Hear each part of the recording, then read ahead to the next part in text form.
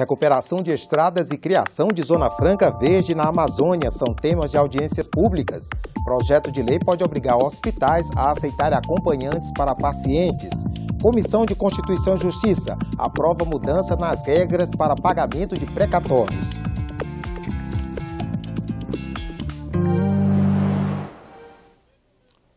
Boa tarde.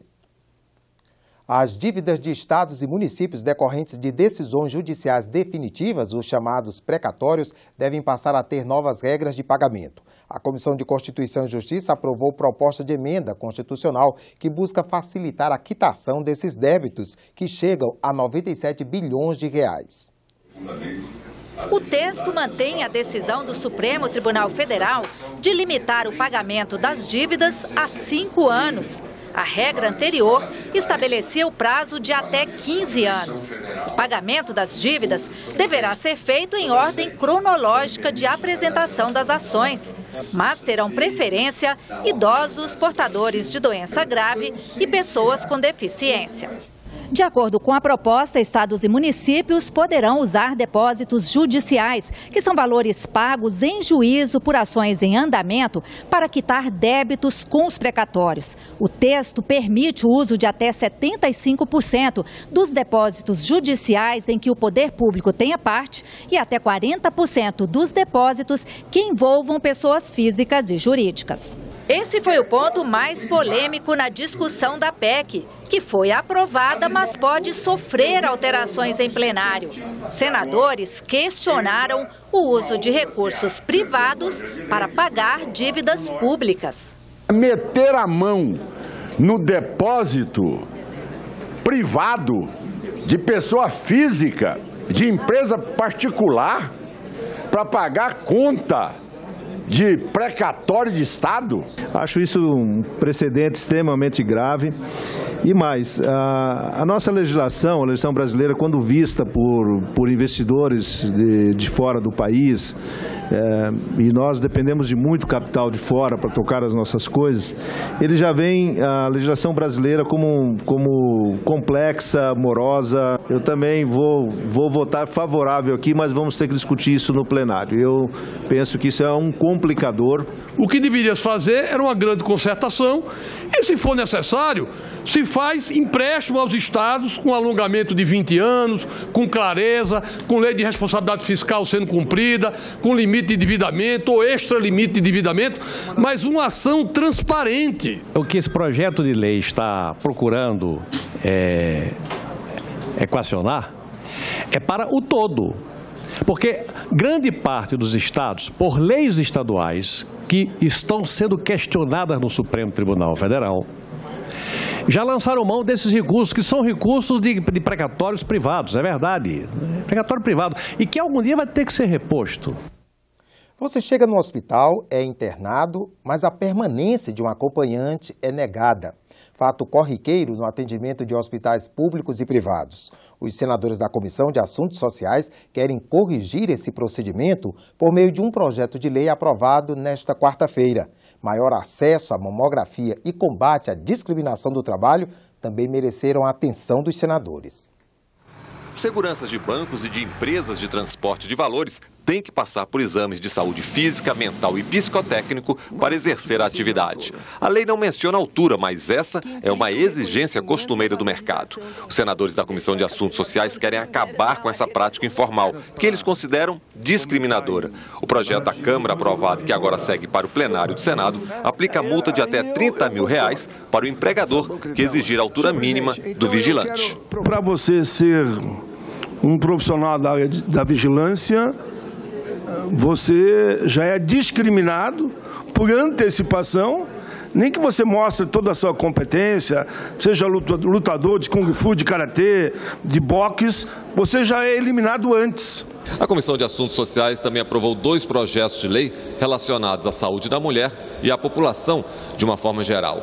Liberdade para o paciente ter acompanhante nos hospitais e maior acesso às mamografias. O projeto aprovado e que agora segue para a Câmara dos Deputados obriga o Sistema Único de Saúde a adotar unidades móveis com mamógrafos e profissionais habilitados para o atendimento às populações que moram em áreas de difícil acesso.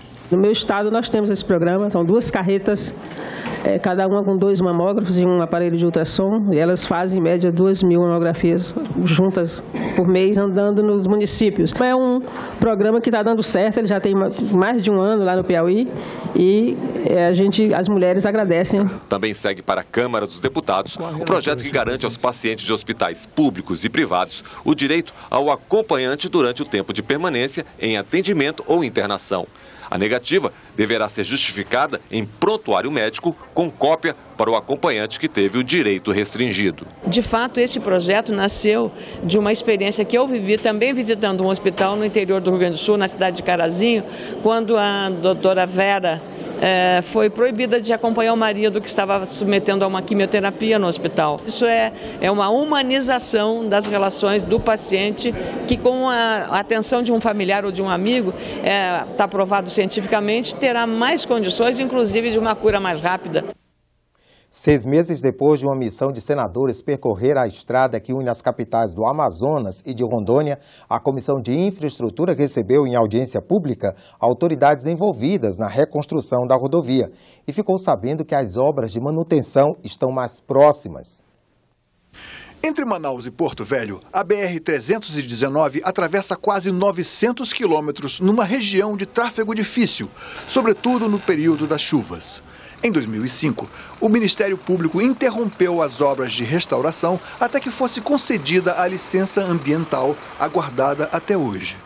Em outubro do ano passado, a Comissão de Infraestrutura percorreu a rodovia e cobrou agilidade nas providências. Saber de que é a responsabilidade do impacto ambiental, se é do Instituto Federal, que é o IBAMA, ou é o do local, que fica nesse impasse. Representantes do governo e do Comando Militar da Amazônia vieram à comissão explicar quais as alternativas viáveis e as providências para permitir o restabelecimento do tráfego entre as duas capitais o mais breve possível. A importância estratégica de Manaus para o nosso Brasil e para a Pan-Amazônica, ela é muito grande. Essa ligação da 319 já nos permite falarmos nessa integração do epicentro da Pan-Amazônica com os centros de poder e centros de produção do nosso país. Nos dará a possibilidade de trafegarmos com segurança numa estrada que no último dia 27 completou 40 anos de existência.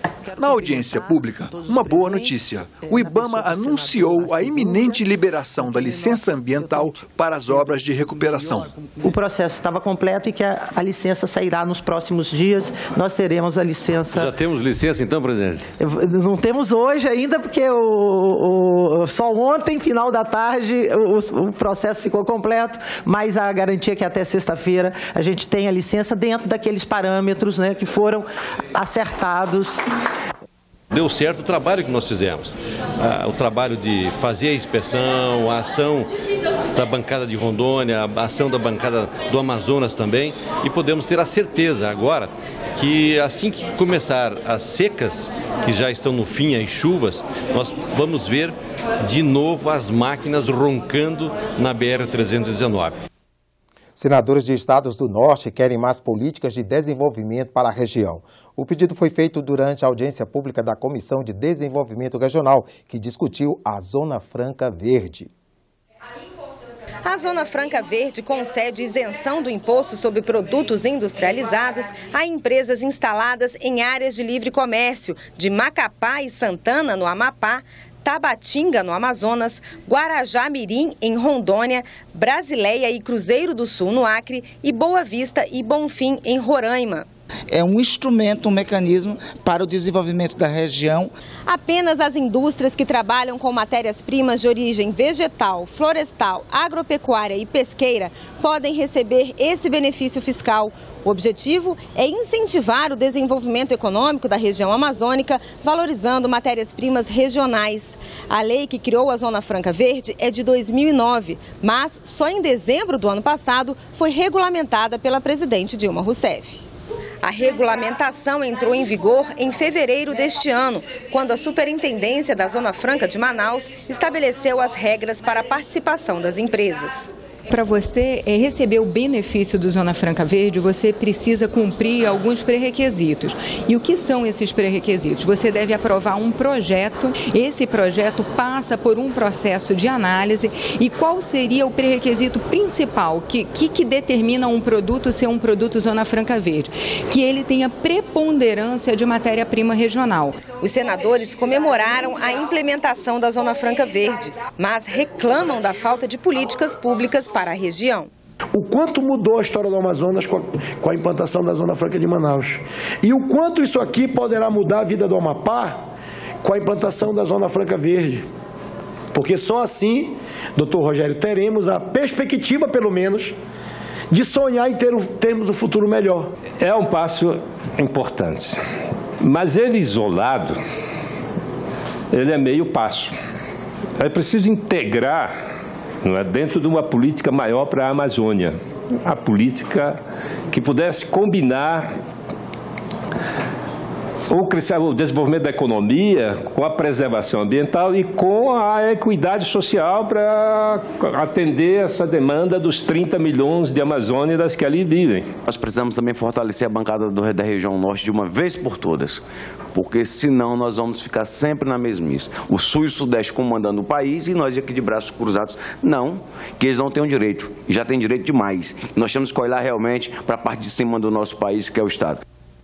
Você pode rever o Senado Agora em nossa página na internet, senado.leg.br/TV. Lá você encontra também outras notícias, além de nossos programas e documentários. E daqui a alguns instantes você assiste à sessão plenária do Senado desta quarta-feira. Obrigado por sua companhia e continue com a nossa programação.